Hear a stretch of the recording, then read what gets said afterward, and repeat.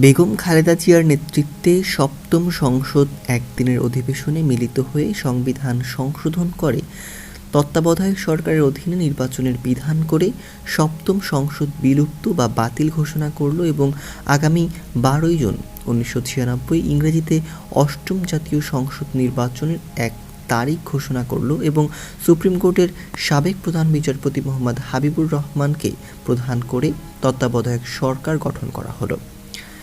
সাবেক সেনাবাহিনী প্রধান এরশাদ আমলের অবসরপ্রাপ্ত লেফটেন্যান্ট জেনারেল নুরুল উদ্দিন খান বর্তমান শেখ হাসিনার মন্ত্রী এবং অবসরপ্রাপ্ত মেজর জেনারেল সালাম বর্তমানে আওয়ামী লীগ এমপি ও রেড ক্রিসেন্টের চেয়ারম্যান।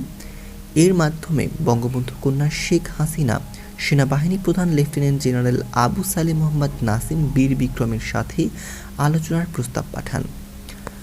বঙ্গবন্ধু কন্যা শেখ হাসিনার ওই প্রস্তাবের পরিপ্রেক্ষিতে নাট্যশিল্পী লুৎফর রহমান লতা ও তার স্বামী অবসরপ্রাপ্ত মেজর নাসির সেনাপ্রধান জেনারেল নাসিমের সাথে শেখ হাসিনার বৈঠকের আয়োজন করে।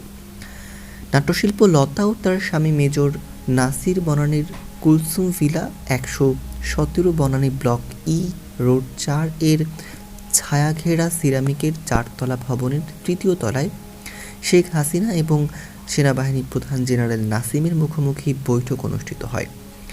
এ বৈঠকে বঙ্গবন্ধু কন্যা শেখ হাসিনা আগামী 12 জুন নির্বাচনে সেনাপ্রধান জেনারেল নাসিম এবং তার সৈনিকদের সাহায্য প্রার্থনা করেন।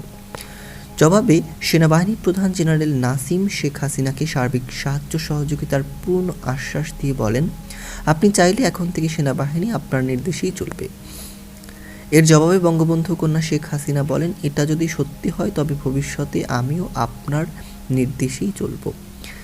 এই বৈঠকের পর থেকেই সেনাবাহিনী প্রধান লেফটেন্যান্ট জেনারেল আবু সালেহ মোহাম্মদ নাসিম বীর বিক্রম বঙ্গবন্ধু কন্যা শেখ হাসিনার পরামর্শ ও নির্দেশেই সেনাবাহিনী পরিচালনা করতে থাকেন।